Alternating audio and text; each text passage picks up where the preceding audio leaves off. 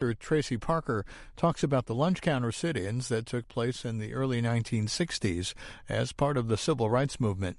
She describes how organizers of these protests hope to bring about change for both African American consumers and workers in department stores. Her class also compares social activism then and now and explores the role of social media. This class runs about 70 minutes. Okay, so remember last week we discussed African Americans' women's challenges to Jim Crow on modes of public transportation, right? So we talked about Coretta Scott King and Rosa Parks, and we briefly touched on the integration of schools. Another major site of conflict were lunch counters, restaurants, five and dimes, and department stores. So arguably more than buses and schools, these places were most visibly highlighted the contradictions of American democracy, right? Given that American democracy was intricately tied to one's position in the consumer sphere during the 20th century.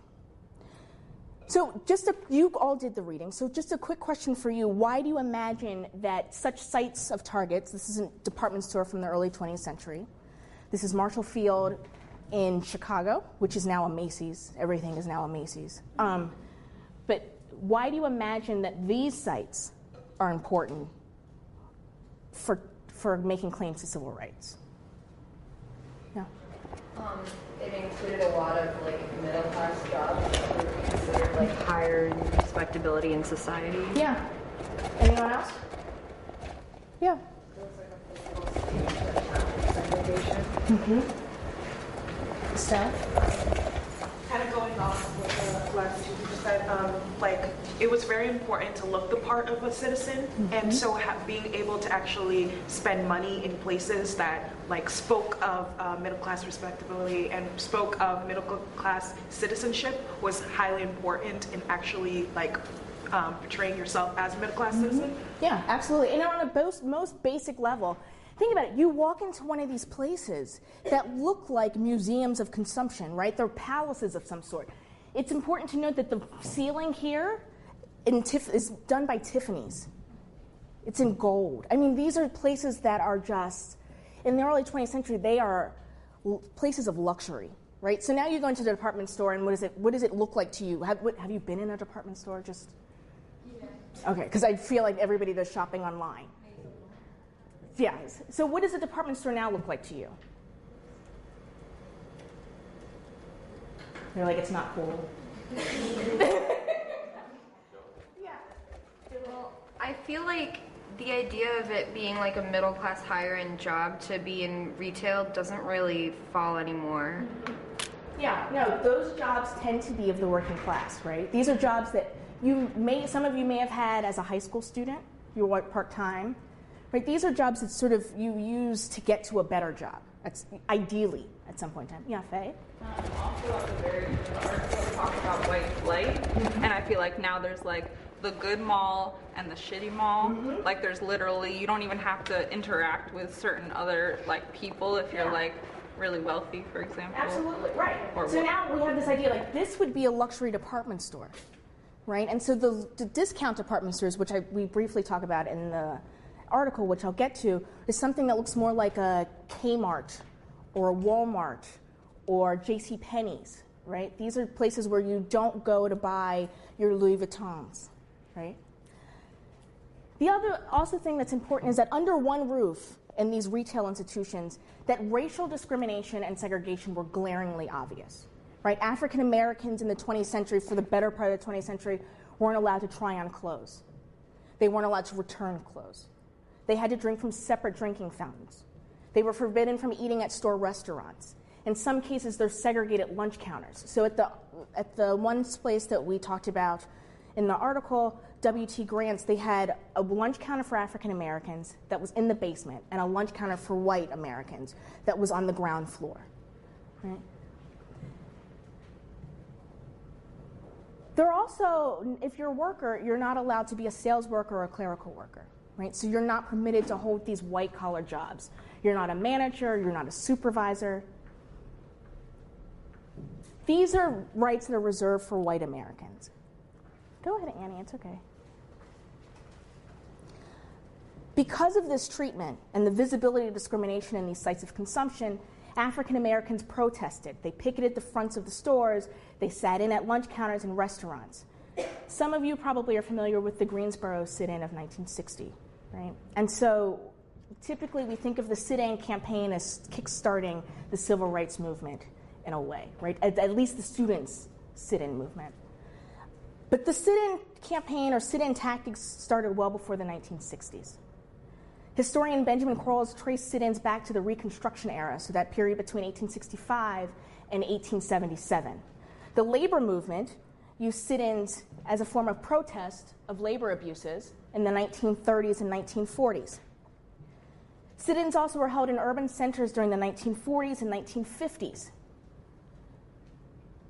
Here on your right, you have Pauli Murray, who helped lead one of the sit-in campaigns at Howard University students at local restaurants in D.C. in 1943. The image on your right next to her is from a sit-in campaign at an Alexandria, Virginia library in the 1930s and 1940s, somewhere around there. And then we have another image of an NAACP protest that also involved sit-ins in the early part of the 20th century. Mary Church Terrell, the woman in to your right a bit, right? The lighter-skinned black woman, helped find the Coordinating Committee for the Enforcement of D.C. Anti-Discrimination Laws. You see? And so this is one of the first major sit-in movements that's actually quite successful in desegregating D.C. restaurants and lunch counters. But as I mentioned, it's the Greensboro sit-in that initiated student sit-in movement in the 1960s. This is actually the department store that Mary Church Terrell was protesting. This was on 7th Avenue in Washington, D.C. You can see how massive the department stores are, right? So we're not talking about your in-the-mall department store that might have two floors, right? This is something that was supposed to be, these were major hubs, these are major sites in American cities for the better 20th century.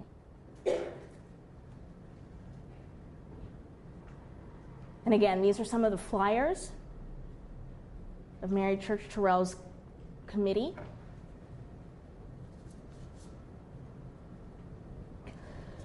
The Greensboro sit-in began on February 1st, 1960. Early that morning, 4 well-dressed African Americans from North Carolina Agricultural and Technical College, again dressed in respectable clothing, they are exemplars of black respectability, set out to desegregate local restaurants by sitting at lunch counters at Woolworth's in Greensboro, North Carolina. Black people were welcome to shop at Woolworth's, but not permitted to dine at the lunch counter, making this a painful reminder of white supremacy. The sit-in was not spontaneous. In fact, it was everything but spontaneous. It was meticulously planned and executed. All 4 students had been members of the college's NAACP group and members of other youth groups. They were keenly aware of the current changes flowing through the South.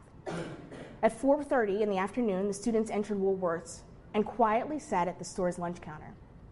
They received no service that day, but sat quietly during their schoolwork until the store closed that day. Word, however, quickly spread. The actions of these men electrified other students, and the next day more students joined them. Soon, black women students from Bennett College and a few white students from the University of North Carolina Women's College joined the protest. Bennett College students, I should add, were integral to this movement. These women served as foot soldiers for the sit-in movement by providing picketers, marches, canvassers. They also coordinated carpools and provided replacement protesters. So here are 2 images of Bennett College students who had actually started doing sit-in campaigns in the 1940s and 50s before the Greensboro sit-in. In this lower picture, they're boycotting a movie theater that refused to show movies that showed white Americans and black Americans as equals.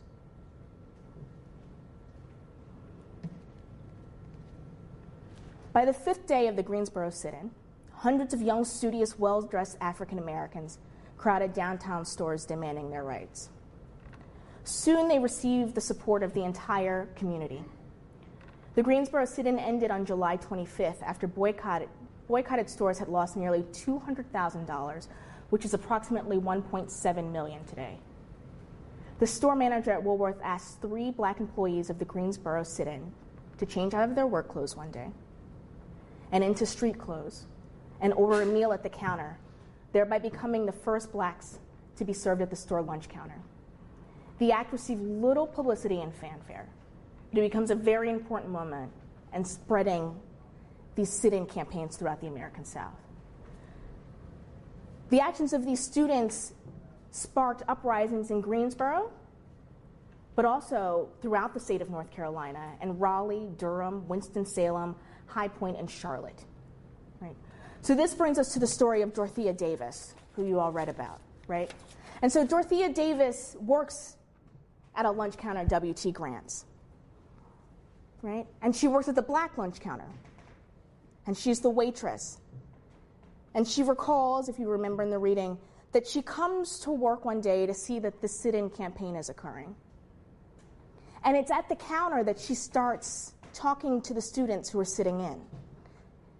And so they go in initially thinking that they're going to be fighting for the integration of lunch counters and eateries within this store. Right? W.T. Grant's is like a discount department store. Do you know what a discount department store is? Some of you look like no, maybe yes. Like Marshalls, stuff like that? Like, almost like a Marshalls. But back in the day, they still had lunch counters. So in my mind, do you guys know a Kmart? Mm-hmm. You know Kmart. So when I was a kid, Kmart would have like the blue light specials. You could sit and get a meal. I don't know whether they have that anymore, right? No? I think Walmart like has a Subway. Yeah, like yeah. in Kmart. Yeah, so, but the idea is that you could go in and it was sort of a cheaper department store. You could buy your jewelry, you could buy your clothes, you could sit and eat for a little bit. And so Woolworths and W.T. Grant's fall into that category. Right, so she talks about how she comes in one day and she's discussed the sit-inners come and they tell her, you know, this is why we're sitting in, we want to integrate the lunch counter. And she forges this bond, this alliance with these potential consumers, right? And she tells them about her work and what she faces as a black woman in this sphere, and they're telling her about their needs. And as a result, what we see is the creation of these worker-consumer alliances, right, that become integral to the success of sit-in movements. So you'll recall that as a result, Davis is hired eventually. She's promoted from a waitress to a sales worker, right? And she's put in the lamp department, right? The store had stopped selling lamps. She's put in the basement of this store, all the way in the back, by the back of the door, to sell lamps that had been sitting there for who knows how long.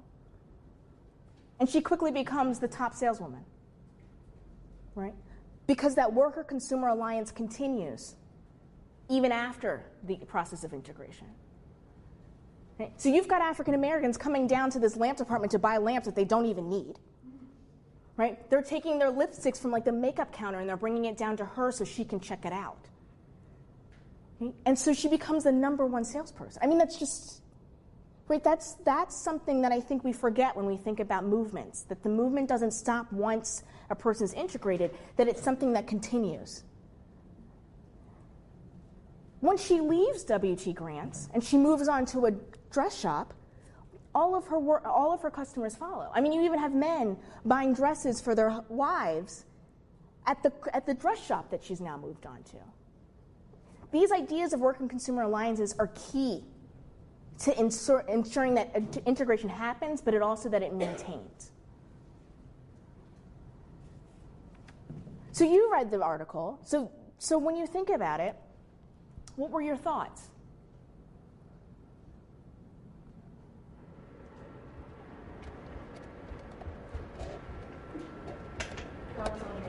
Specifically. What were your initial thoughts about the idea of worker-consumer alliances? About, we've been going through a lot of changes on campus, correct? And so when you start thinking about your own activism, what impact may it have had on you? Estelle? It kind of brought up a sense of like once you have managed to gain momentum in the labor market, and now you're allowed to propel yourself in higher with jobs that have higher wages, you now have to be able to spend that money. And to be limited in that sphere just really doesn't it doesn't allow you to actually have that freedom. It also, like talked about in the article, like there was a correlation between like the type of service you got and the amount of black workers that were there. So as a black consumer, the service you got was directly connected to the amount of black people that were actually providing the service. So it just kind of, it was a good broadening of that, like understanding of how black people really could leverage their economic power in the consumer sphere and the workplace. Yeah, absolutely. Others? Yeah. What I thought was interesting is what I immediately thought of was the H&M boycott. Once there was the image of the little boy in the T-shirt that said "Coolest Monkey in the Jungle." I thought how a lot of working class people, not just black but white, decided to put their money into other stores like Primark or Walmart because they felt like the brand as a whole wasn't contributing to their cause, and even what like Nike is doing with the sports hijabs, like. But I never, in the context of the Worker Consumer Alliance, I never thought about like the black people or working class people that were working in those stores that were too affected. So just kind of like, I guess my question would be, how could we use that in a way that isn't just like, okay, for a few months I'm not going to shop at H&M, but actually build and put money back into black businesses? Absolutely. Yeah.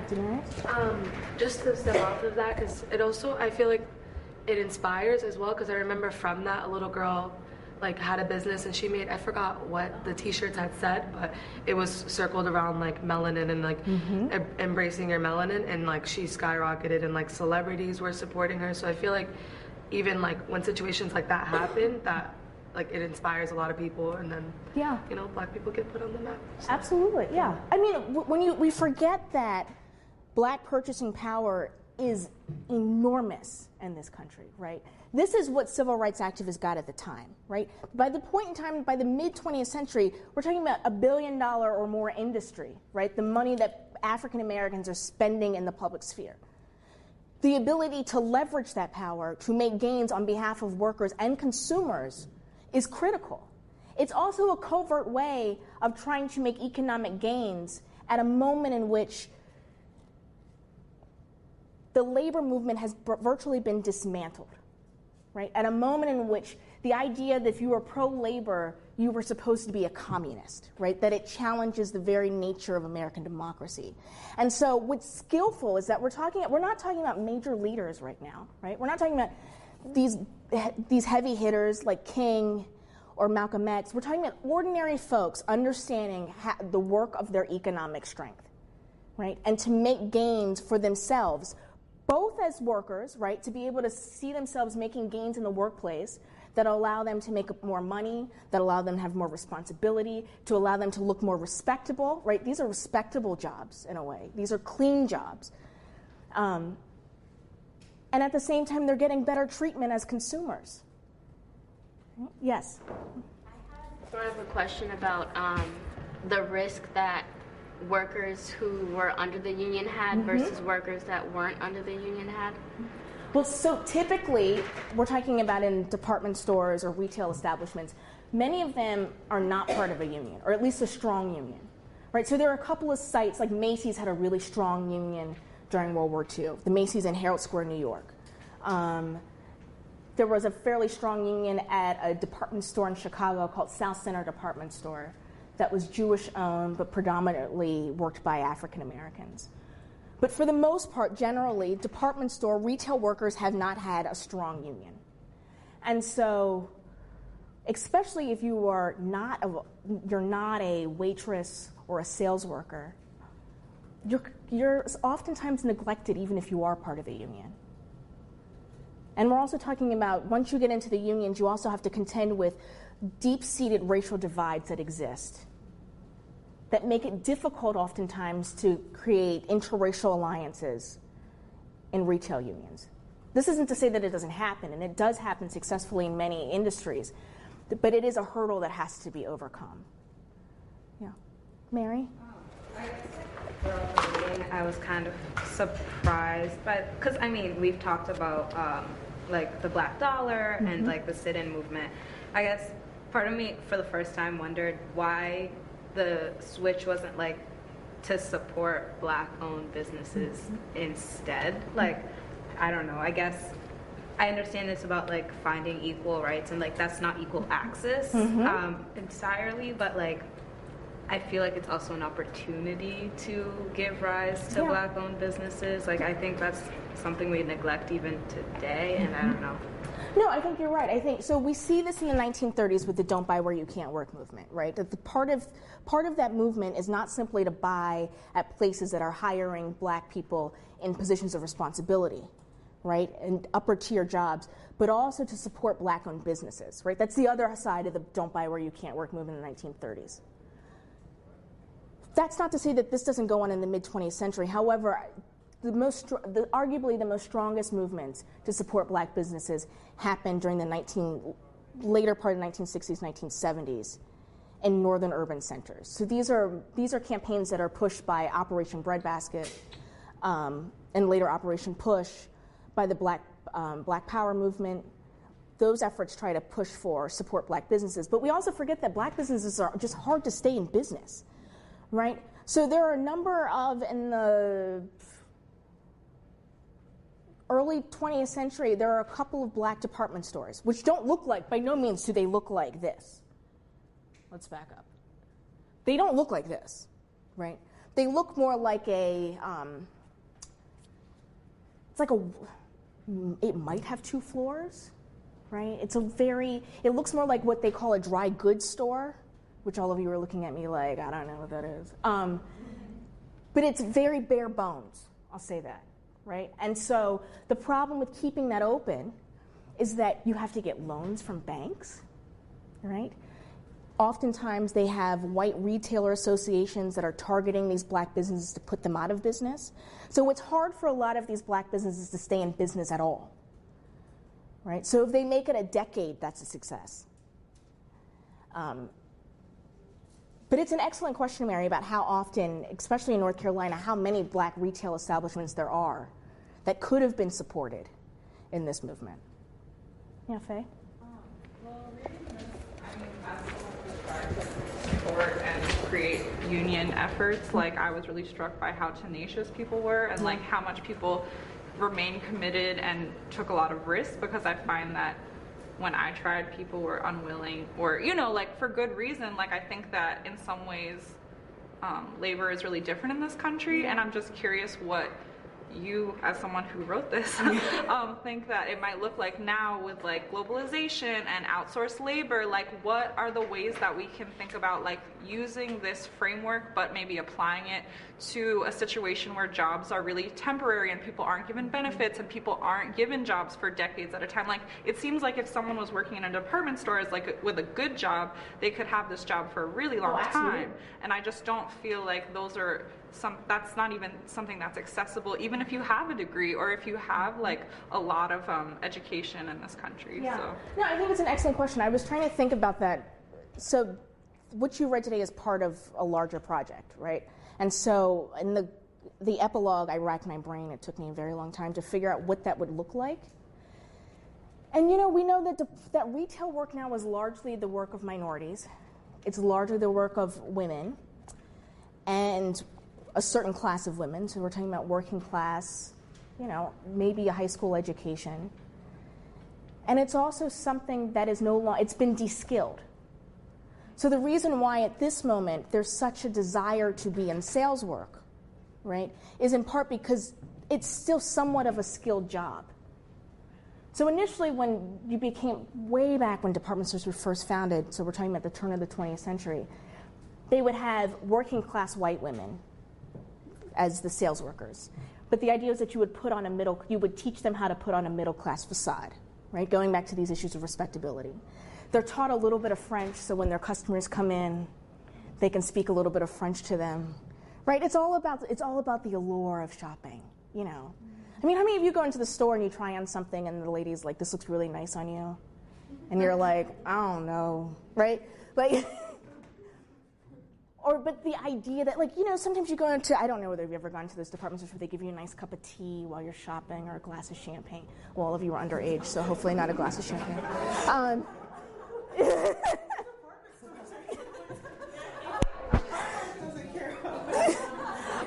So now as a thing, you should go visit like a Bloomingdale's or a Neiman Marcus or a Saks and just go in and experience it.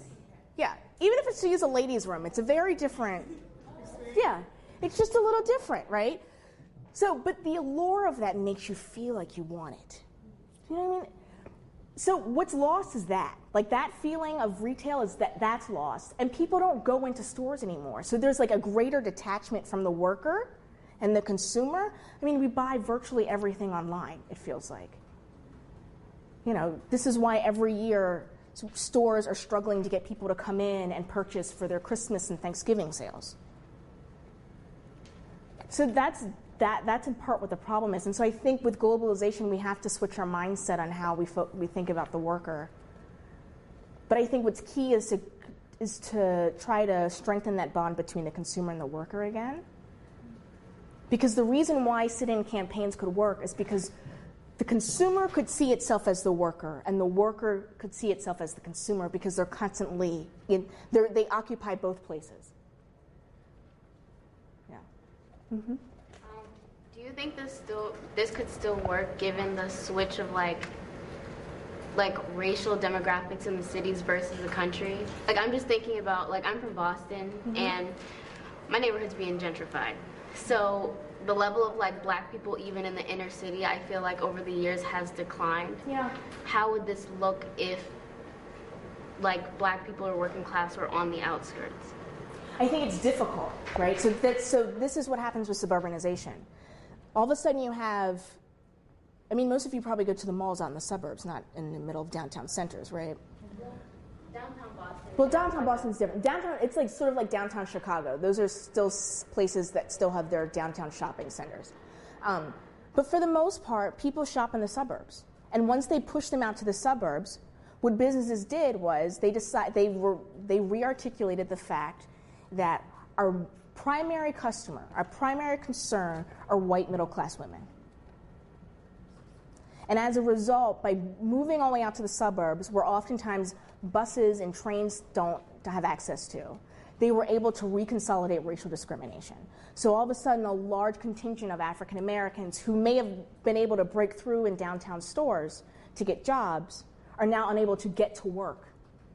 And so they can have an all-white workforce again and focus on all-white customers once again. And so I suspect that it might play out similarly with downtown shopping centers, but knowing how mass transit works, at least in cities such as Boston and Chicago, I think that makes it a lot more difficult to physically exclude people, right? Yeah. Mm-hmm. So I was really interested by this idea of linked faith and how racial interests were overriding economic polarizations, and I'm wondering now where kind of white supremacy and just discrimination is so much more hidden, whether like how it's kind of engineered into economics, and whether that kind of solidarity would, if you think that kind of solidarity is still possible, like to privilege the racial interests of the group over the class divides, because we're getting more and more diversified. Yeah, I know. I think I could see both sides of the argument. I mean, I guess my question is, what do you think? Right? Because you technically, the folks who start these sit-in campaigns, they're your age, right? Estelle? I don't know. I think there's like a linkage between like white supremacy becoming more hidden and there being like token policies in place that make it harder almost to create movements like this, because it makes it harder to see what the problem is. Yeah. So it's like, I always think of like, I was reading some something about like how Russia was campaigning like for Putin, and how like America's always like, what is happening there? We never know what's happening because there's so much different like propaganda that just doesn't correlate with one another, that you're just so confused. And I feel like that's almost what's happening in the US oftentimes when it comes to racial and socioeconomic issues, is that there's so much information and propaganda being thrown at you in this very like uncomprehensive form that we don't know how to rally around it. Like we once were able to when it was more directly in our faces, and in some ways I think that's problematic because that also comes with like your access to education and I mean just also having to put yourself in an inconvenient place to have to go and research that, or inconvenient place to have to go and find black businesses or stuff like that. So I feel like in a way, as we diversify more, as we make more progressive gains, it almost becomes more difficult to create such movements. I mean, think about all the commercials you watch, right? I think the Colin Kaepernick thing might be one of like an amazing example, right? So I don't know about you, but I was like I'm in love with that whole ad, right? Love that whole ad. And you're like, oh, as soon as I saw it, I was like, I'm gonna go buy some Nikes, right? Because you felt like Nike like got it, right? That they were like, y'all say woke all the time, right? So you felt like Nike got it, and so you felt like you want to support him. But then it makes you wonder, right? How many black executives are there at Nike? Right? You said they still support the NRA? So these are those things that this is why advertising is like brilliant. So go ahead, Mary. Go ahead. It just reminds, because wasn't there that advertisement where the Brotherhood campaign in the reading where they did the same? Oh my God. Yeah, no, so in the article, there's that Hecht's department stores does this Brotherhood campaign where they've got a black hand and a white hand shaking hands as if they're for integration and civil rights, but in fact, they're practicing racial discrimination the whole time. So, I mean, I think also whatever movements happen in the future, you have to start asking yourself, not simply, do you treat your consumers well? Are you, right? So we do this with Chick-fil-A, we do this with different H&M, we do this with a variety of different stores. But I think because of the way we no longer think of ourselves as workers. Right? We all think of ourselves as consumers and understand that we want certain service when we go someplace. Right? You want to be waited on nicely. You don't want any attitude. You don't want to be looked over. But you forget what the worker goes through. Right? You're all workers, and probably all low-wage workers. Right? No one. I don't think anybody's making six figures in this room. If you are, then we need to talk. Yes. It wasn't the NRA that they support. It's just like a lot of employees from Nike donate a lot of money to Republicans. Oh, yeah. I don't know if this is quite sure, but wasn't there this video of a woman who was asked by her employer to have to cut her hair because it was too curly, and when you zoomed in, it was like a "Just Do It" Nike like. No, I haven't seen this. Yeah, like there was a woman who was like having a back and forth, and she was laughing, but the employer was actually very serious and asking her that her hair was just unkempt and that she would need to trim it down. And so she had posted the video, and a lot of people, obviously were like, we don't know the full side to the story. But I'm pretty sure that the company in which she worked for was Nike. So, I mean. So it also speaks again to the idea that the corporation might have one policy, but because there's local stores, that also makes a difference. So, for example, when it came down to trying to integrate retail institutions, one store might do it, but that doesn't mean that the store in Charlotte's going to. Just because the store in Charlotte integrated means that the one in Greensboro is going to integrate, right? Because of it's not under one national hub necessarily, right? The policies of integration are not always uniform. Yeah. So sorry if this was already answered, but I know your original question kind of had to do with how race and class coexisted. I noticed like the paragraph you wrote about the Howard University students, where some of them would like kind of like they would go to the store when there was no picketing so that, you know, other black people wouldn't get mad at them. Yeah. So how common was that, and like do you think people like that were the kind of people that wanted to disassociate from their race as well as their class? Like, I don't know, but what I do know is that people like convenience, right? And so we are a convenient culture. Everything has to be. So there's one woman I think who says, I get my curtains from Hex. Like that's the best place to go. That's where I have a charge card. That's where I'm going. But you know, even in Don't Buy Where You Can't Work movements, they would have people who would cross the picket line, and you would have groups of black women who would go around the corner and beat them up for crossing the picket line. You know. But yeah, so I think it is more difficult to get everyone in a community to do the same thing all the time. And there's going to be those who don't always follow. They might maybe on Monday through Friday they do, but they don't always follow or participate in the movement. Yeah. Building off of that, we have like this culture of social media that makes it really easy for us to shame each other into like look at all the instances of white women calling the cops on black people for just existing, and very quickly we've created movements where we identify those women, where we have their faces all over social media, and I think with that culture it could it could help us in a way to like create solidarity.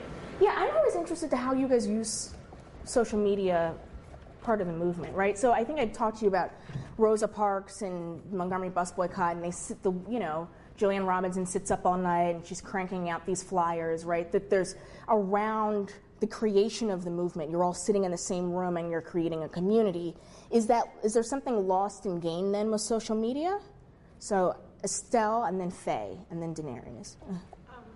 With social media, I think there's the good aspect in sometimes I think when you think of advocating or any type of social justice movement, it's not always accessible to everyone. You know, it's almost like a luxury to really be able to be an advocate, to get off your job and go and protest and do all of these things. And the good thing about social media is it does make it more accessible, and it does make things that are hidden more recognizable. I just think that there's a lack of education how to properly use social media to really use it as this source, an actual legitimate information source. And then I don't necessarily know if we take that information or what happens to that information. You just hear somebody gets fired, and you're I have no idea what the process, what movement actually made that woman get fired. Was it actually us talking, or is there a behind the scenes movement that took this case on and did that? So there's just this disconnect. Once you put everything out there, it's great, but it's not very organized. Yeah. It's interesting because what I hear is that there's a level of transparency, but then there's a level of non-transparency. You can't figure out what exactly is going on. Faye? I just think that there's a lot to be said for people just meeting face to face and forming real-time relationships at this point in time, because without that, you really can't. There's a lot of work that I see people trying to do without meeting regularly in person, and it just isn't the same. But at the same time, I think mass call-ins to government has been something that the left has been doing that's been really helpful. And I'm actually sometimes surprised at how few people it actually takes to call an administration for them to maybe change their policy, but that's not reported, right? So it's not for example, recently there was a thing in Virginia where they were trying to not let people enter the visitation of a prison who were wearing tampons, right? They were saying you could hide stuff in there, whatever.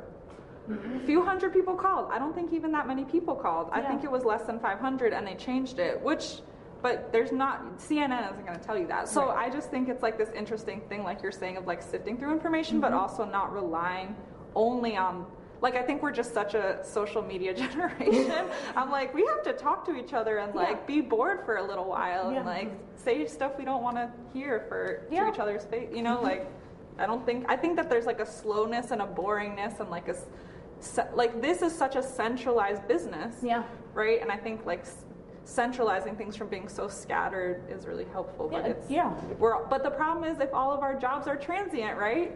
Like you were just telling us, you have 3 months of the year where you're not here. Like, what does that mean for how movements are gonna have to utilize social media to like bridge that? I think. Yeah, you're absolutely right. Yeah, Denarius, you had something? I mean, they both articulated my thoughts.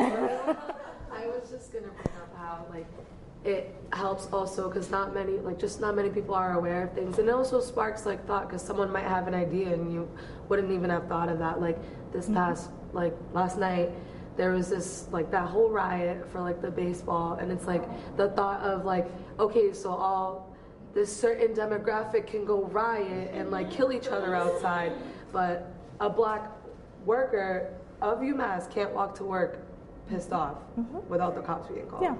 So it's like some people aren't thinking about that kind of stuff, like putting 2 and 2 together. So I feel like it just helps in that aspect. But just to make a comment that like social media kind of gives you a platform to like speak your opinions, and like if you're not really like a confrontational person, like social media is perfect. You can say whatever you want. No one's gonna know who you are. But isn't that a problem too? Yes. Like, doesn't that like we get a lot of trouble for that? But like, if you think about it, also like Facebook and like Twitter, they have like algorithms where you will see other people's posts who have opinions that align with yours. So you're not gonna see opposing views. So like when you're like saying whatever you have to say, you're only speaking to your friends who think just like you. So it's not like maybe getting your opinion to the other side might be a little bit, harder. That's interesting. So in a way that it sort of reinforces a particular community. Right. Someone could do a whole project about like. I know. One day historians will get that far. Like, well, I think that might be a little too. 2018 is a little too close for us sometimes. Yeah. I was going to go off of what Daenerys had talked about, like the incident that, is continuing to happen and has been happening for the past, 2 months. Yeah. I think it took both social media and, actual groups meeting to elevate that because when I first heard about it, it was through social media, and it was sort of like a screenshot, send this to this person, chain mail type thing, and then in my classes, I heard people talking about, we want to walk, we want to do this. And then all of a sudden, what Faye was saying, it seems all of a sudden, but there was actual real, I don't want to say real work because I don't think, spreading the word through social media shouldn't be considered that, but there were actual things that happened and had to take place in order for us to all come together and then get another social media post about meeting up without anybody knowing about it. And I think, in the same way, you know what I mean? It's this. I thought that was pretty cool, and I identified that instance with what we were reading about, what you wrote about. Yeah. In the same way that we were able to organize silently, get to the goals, stick to them, and everybody was affected, but the message was productive. It takes two. Yeah, I agree with you, Franny. I wanted to add off that how it was with the connection with the reading and stuff. I feel like the only difference is then there needs to be a consistency because back here the sit-ins, it was consistent sit-ins. Like you said, it didn't just start in 1960, it started way back 1950. So I feel like if we want to see change today, if in anything, there needs to be that type of consistency. Yes, we had a march, but what's the next thing? No, you're right. I mean, this is why I find the story about Miss Davis to be so fascinating, right? Because not only does she become the first black saleswoman at this store, but then she becomes the #1 saleswoman, and then she has a huge following, and they follow her throughout her career, right? That's supporting a movement, right? It's going beyond. Okay, so we've got her an office, we've got her a job, and so we can stop picketing. The work is done. The work actually continues. Estelle. Yeah, I 100% echo that consistency comment. But to go also back on social media, I think one of the biggest, although social media is so powerful and like has such great potential, and I think that's why it gets targeted so much.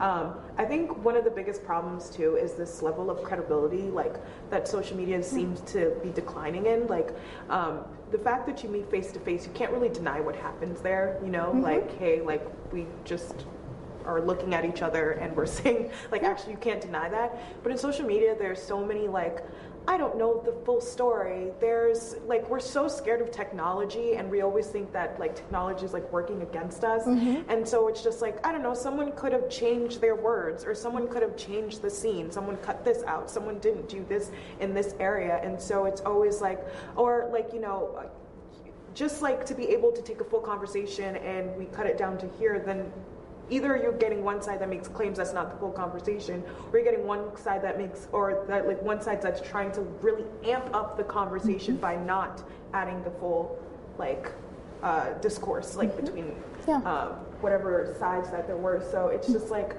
this huge level of distrust when it comes to social media, that it's actually giving you like full accurate information that I think could be easily solved by like meeting as a group and having those conversations. Yeah, that's interesting because I'm thinking about last week we had done the Montgomery bus boycott and the fact that everyone met at the Holt Street Baptist Church.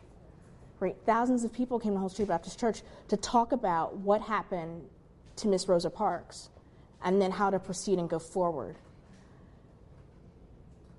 Yeah, I mean, social media seems to be a way of spreading the word faster. But there's a lack of, I don't know, you tell me, so I'm not on social media very often, but seems to be lack of discourse, right? There's a lot of, you're looking at me, you're looking at me like I don't know. I don't talk to anybody on social media, so there you go. But I don't know, do you think that there's conversations going on? Yeah. I think one of the issues with like trying to tackle issues on social media is a lot of the time like it's good because you can voice your opinion, but I feel like a lot of people will like voice their opinion on social media and then they feel heard just like by people interacting with their posts, but just because they're being heard by like a certain group of people doesn't mean they're actually like enacting change. But it kind of feels like it because you're like, oh, like 50 people liked my comment about this, like okay, like momentum's growing, but they're not like actually heard by the people who need to hear it. So I feel like there's a big difference between that and then like getting together and like you can list your demands for something on social media and get a ton of likes, but that's not actually going to change anything. Yeah. Like you have to go do like actual action, have your list of demands, like and be consistent, like physically showing up somewhere. With social media, you can spread videos and like I feel like that whole argument, like, oh, there's not enough of the video, like something happened before the video, is just like an excuse to not talk about what actually happened in the video because, like, before, like, video cameras and recording everything, it was by, like, word of mouth and, like, writings and stuff, which that can change. Everyone knows that, like, when you say a story, it changes every time you say That's it. True, so when you have a video, like, in front of your face, you cannot deny what happened. And so I think since you can't deny what happened, you use that excuse like, oh, you don't know what happened before the video. But, and also like with consistency, sometimes I feel like a lot of people saying like, oh, there's not enough consistency with movements. And I don't think that's true because when we learn history, we learn about a certain topic and we kind of like have all the list of, you know, protests that happened during that time period. So like in our mind, like when we're like faced with it, we feel like there's like more consistency and like now we're living through it, so we don't have like a timeline of events and like what happened at the end of it, you know. So maybe we might feel that there's not a lot of consistency, but there's a lot of, you know, advocacy going around and like a lot of protests that are continually happening. And so like maybe our children's textbooks will put it all together for us and we'll feel like more proud about like what we're doing. But so, that's just my Mary. Like I do agree that there's some sense of like passiveness with social media. Like I have a very particular example in mind. Like sometimes I'll just be scrolling through, like I had a friend who made a coming out post and he's been out for like 4+ years, a while. And like I just kind of liked the picture. I looked at the picture, didn't look at the caption, whatever. And we were talking later, and he was like, "Oh yeah, like my coming out post, blah blah blah." And I was like, "What?" Like he's like, "You liked it," and I was like, "Oh, like didn't know that." But and then he was like talking, and I was like, "Oh, that's strange." Like I don't know. It was strange to me that he made a coming out post now, so far after he actually came out. And he was talking about how like there's certain people who follow him on social media, and like even family and things that don't know he's out, I guess.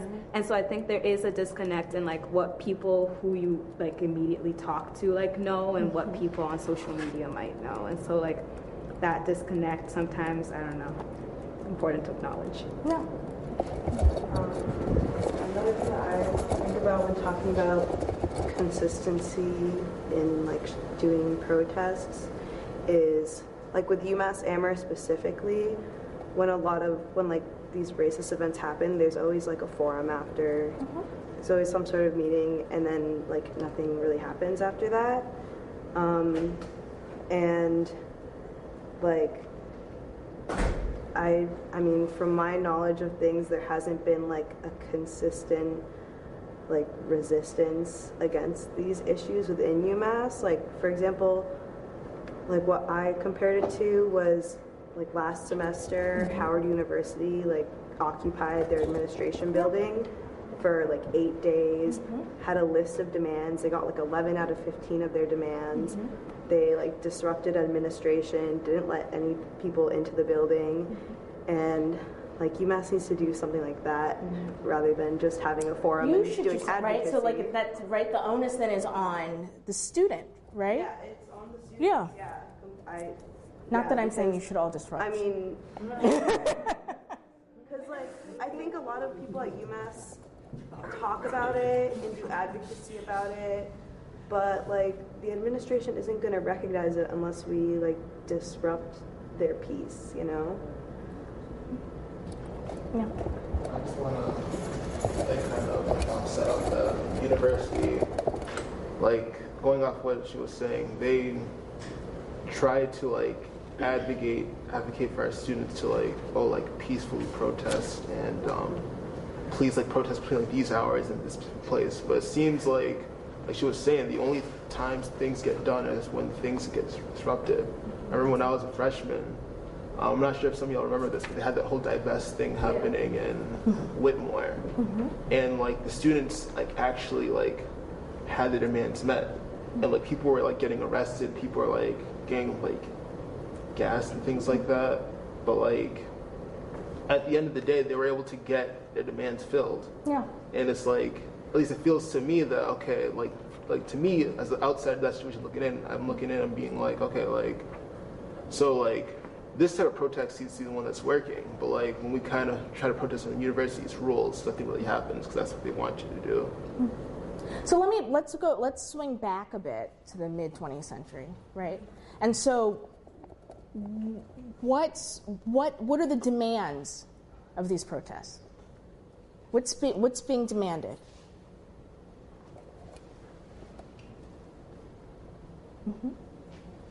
So whatever protests were about sit-ins at lunch counters being separated between blacks and whites, and the protesters wanted equal treatment. And I think there was at one point, it seemed like to me like the people who ran the diners didn't really get the crux of the issue, because I remember there was at one point they had decided to agree upon giving like the blacks like, it's still gonna be separate, but like it's gonna be like a better space, and like that's like completely defeats, like it's still like Jim Crow, still segregation. It's not what they were going for at all. I think it was at the DC process that they gave them, instead of space at the lunch counter, a small table that they were supposed to be able to congregate and eat their food at, right? What they're asking for is equal access. What they're asking for is better treatment. What they're asking for, in a sense, is to be treated as first-class citizens, not as second-class citizens. I think I always love this quote, so let me recall Ella Baker at the founding of SNCC, right? And so she gives this talk called Bigger Than a Hamburger. And the first part of her speech, she says, The Student Leadership Conference made it crystal clear that current sit-ins and other demonstrations are concerned with something much bigger than a hamburger or even a giant-sized Coke.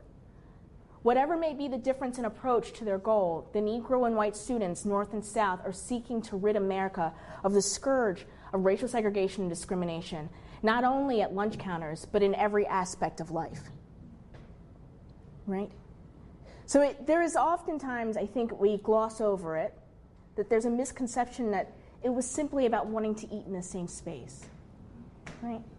And what we find, especially through the stories of Davis and some of the stories that involve Terrell's committee, is that it's about being treated as first-class citizens both as a laborer and as a consumer. Right? To be able to enter a place and be respected, to be able to try on clothes, to be able to return clothes, to be able to eat, to be able to, once you stand in line, because at one point in time, if you were an African American and you came into a store and you stood in line, it didn't matter whether you were first. They're going to wait on the white people around you, and then they'll get to you. Right? It's the idea that you want to be recognized, for your humanity. Right? So, before we go, I want to talk about the class aspect of it.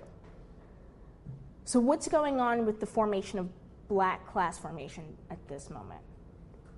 What work do these sit-ins do for that? Mm-hmm. I mean, they basically solidify a black middle class in this moment because, like, access to this specific consumption, and I think that you were mentioning this earlier still, like, this idea of, like, constructing, like, this image of black middle class respectability and really, like, this kind of the access to these lunch counters, to be seen in these spaces, to be seen having equal access to, like, consumption, really kind of, like, solidified this, like, class status for black people at the time. Absolutely. I mean, what we see is this idea that they're able to obtain some degree of middle class status, which is different than the way, right, I keep saying all semester. Within the black community, class is structured differently than in the white community, right? And so it's not simply based on income. There's other aspects that make one of the middle class, right? So it's their education.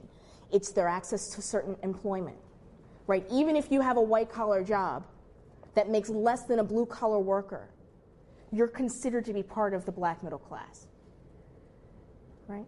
Mary, you had your hand up. Yeah, I agree that about the construction of, like, the modern black middle class. I mean, I think the one thing that in the reading that, like, struck me was, like, I mean, we talk about respectability politics in, like, every class, but, like, there was, like, that one point where they were like, you have to dress a certain way to protest, and, like, it just, I understand why in that societal norm it seems so important, but it also just kind of, like, hurts to have to, like, it's the same idea of protesting under your, like, oppressor's ideals. And so, like, that bothers me. Yeah, Julie? I just wonder how much, like, that changed the way that protests were held, just like the idea that, like, you have to be presentable to protest, because still now people are, like, extremely racist by the way people dress, like, class-wise or whatever, like baggy shorts, that kind of thing.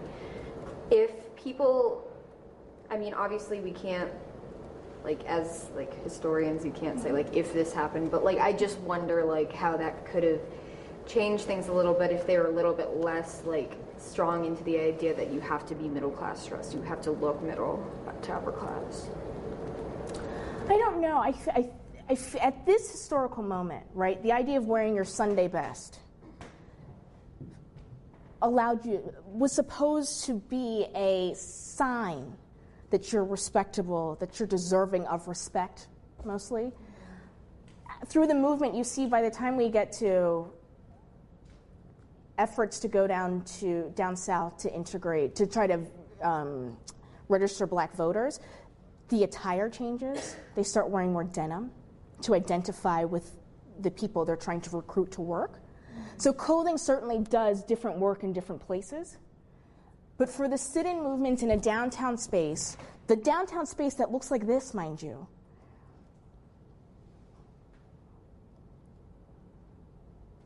you got dressed to go shopping. I mean, just on a regular day, you got really nicely dressed to go shopping. And so it was fitting in a way that that's what you would wear if you're going to protest in front of a place that has a gold ceiling. Right? Yeah. Were most black people black middle class at this time? So this is where the line between the middle class and the working class is quite fluid, right? So it's hard to say. I would say most are probably of the working class, but there's a desire to attain middle class status, right? So the idea that you could be treated with respect in the workplace and buy and consume middle class goods and be treated as a middle class person in the consumer sphere, and then hold a job that's typically considered of the middle class at this moment, allowed certain groups of African Americans, or African Americans more generally, to obtain a modern middle class status. With meaning that modern is associated not with industrial work, but with more white collar work, right? That's more connected to consumer capitalism. Yeah, right? I'm just curious what your thoughts are about how this sets things up for exceptionalism, because I'm just thinking about the fact that I could definitely understand the need for people to be able to access certain spaces, especially once people have more money in their pockets. But at the same time, I guess it just seems very obvious to me that it would set people up to be like, you are the 10 people who don't get treated like crap. You know what I'm saying? Yeah, I see what you're saying. If you can't wear the perfume or you can't buy the nice thing, then do you even still exist as a human, even if these people can sit at the counter, and how is that negotiated? Not to say that it's not part of a larger structure, but I'm curious if the people who are rallying around these issues were rallying around different issues simultaneously, or if this was a focused thing that was a specific group of people who were directly going to benefit from it. So this is typically the people who are rallying around the integration of the consumer sphere are also rallying around other issues, education, voter registration, black politics. They typically have their hand in a variety of different issues. What's also important to note is that American consumer culture is just changing rapidly at this moment. So we all think of, all of you have, think about Nikes. You can buy Nikes at the DSW, right? And you can buy Nikes at a Macy's. There's a way in which Nikes have become so accessible, right, with the way that our culture works, where you can buy them in discount department stores or you could buy them in a regular department store.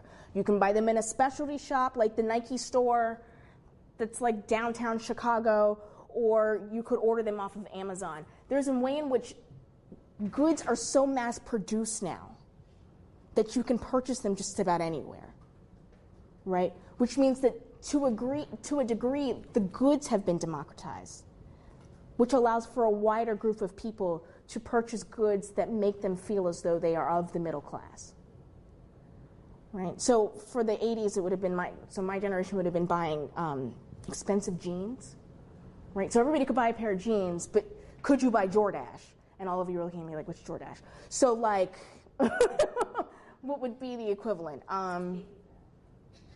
Baby fat.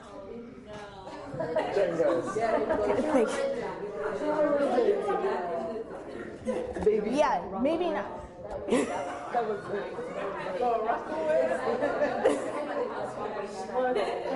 But the idea is that not everybody can buy Joe's jeans was a big thing at one point. True Religion or something, right? True. Okay. There. Thank you, Frank. There you go. Right. But the idea that right. So now you deal with what's different now is what marks the clothes. Right. The idea to have a certain label now marks you now that's supposed to be of a certain class.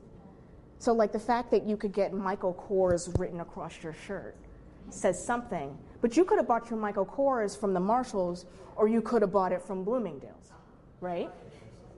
So this is where things get a little more complicated. Estelle, you had your hand up.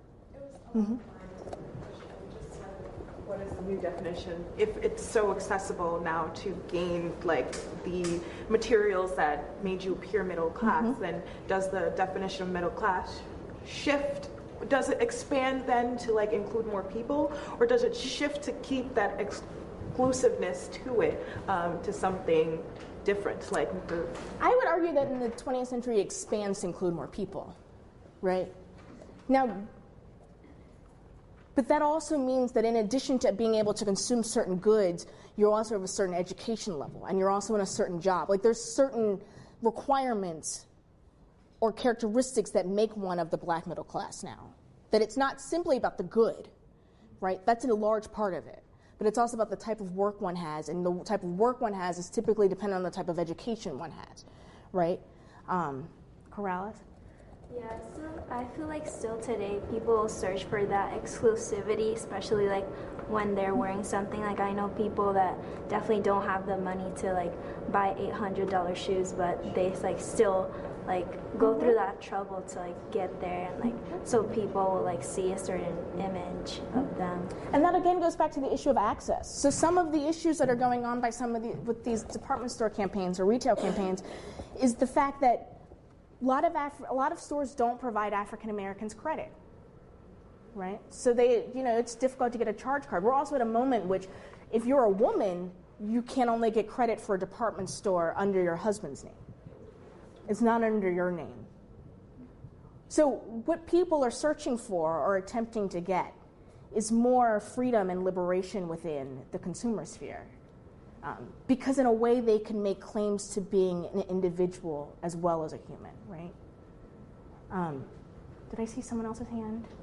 Yes, scenarios. I just wanted to, because this is all reminding me, like the conversation about what it, like since everybody has it, like what does it mean anymore? It just reminded me in high school, this one girl, she was very preppy, and I forgot what brand it was. It was like Lily Pulitzer or something like that was brought to Target, and she had a meltdown in the middle of class. She was like, I can't believe this. All these ghetto people are gonna have my brand. I'm just like, and everybody looked at her like, what do you mean? What do you mean ghetto? And she's like, no, just like ratchet people, like that don't really wear this, like. Wow. And I'm like, oh, ratchet. Okay. Wow. I just felt like sharing because that it reminded me of that. Like, because it's sharing. Like, what do you like? Why is that for you? Like, what it means? But there's some status behind certain names, right? Yeah. I mean, think about it. What are the shoes that have the red bottoms? Louis Vuitton. No, it's not those. Oh, I'm sorry. Thank you, Wafi. I stand corrected. No, but those, right? So I'm about to say this, and I feel like I shouldn't because y'all love her so much. But Nicki Minaj and Cardi B speak about their red bottoms all the time. We almost made it through one class without mentioning them. Almost. But, right, there's some status in the ability to buy those shoes, right? My heels have black on the bottom. Like, they're not, right? But there's something, you gain some sort of social status. There's also something psychological behind it when you're able to purchase and display these things on your person, right? Faye's hand was up, and then Estelle, and then Mary, I think.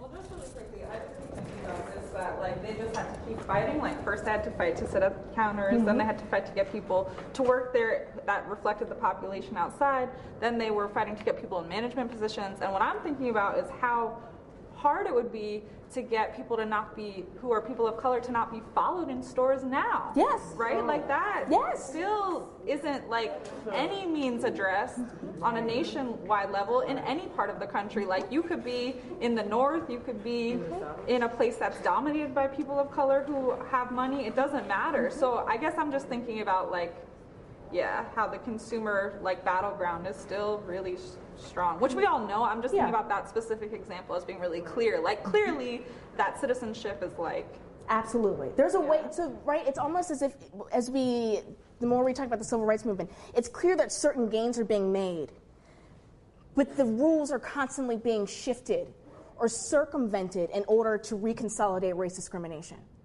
Right. That's what's tricky. the consumer sphere continues to be a battleground for civil rights in some way, but it's always shifting.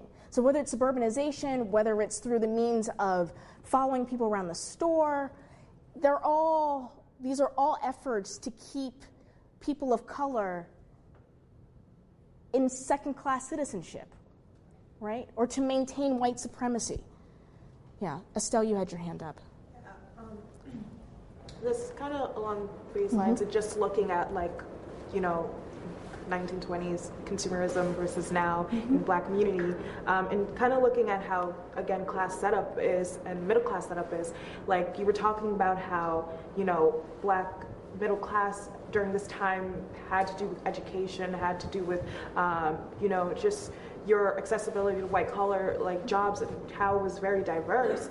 And it makes me think about what middle class, your middle class status now, and it makes me think about the Nicki Minaj and Cardi B case and how it seems to now be more about the product, more so than about all your other accesses to information. It's less so about education, your ability to have education or anything like that. It's just really about the product. Like the song isn't red bottoms plus Harvard degree plus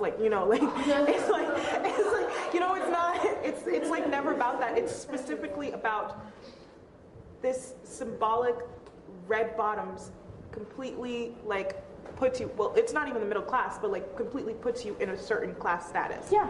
And that gives you rights to all levels of respectability and all levels of your, I guess, citizenship in a way, because you're getting a service in which other people are not.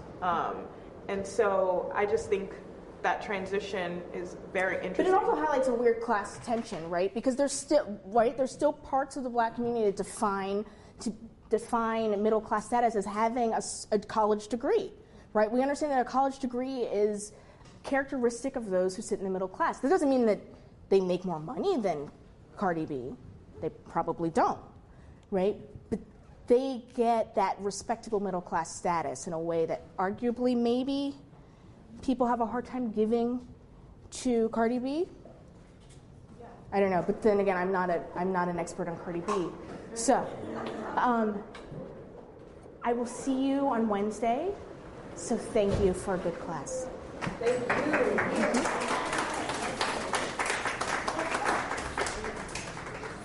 you.